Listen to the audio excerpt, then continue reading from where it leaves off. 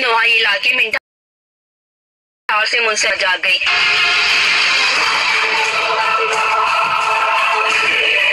इलाके में 3 साल बाद न सिर्फ बारिश हुई बल्कि मुसलसल बारिश के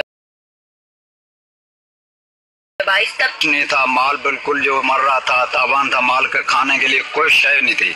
अभी अल्लाह का लाख लाख शुक्र है, अल्हम्दुलिल्लाह बारिश बहुत हुई है, पानी भी बहुत है, माल भी खुश है। पानी की तलाश में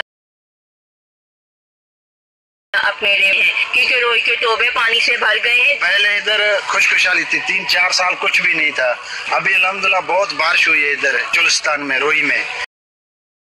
अभी जानवर भी खुश है, इंसान भी खुश है, हर चीज इधर खुश है।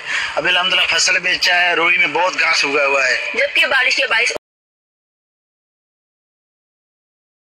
उगने वाली जो पौधे पहले सूरज की तपिश से जलकर सियाह हो चुके थे, अब वो भी नई जिंदगी पाकर रोही को सब्ज रंग में बदलने में अपना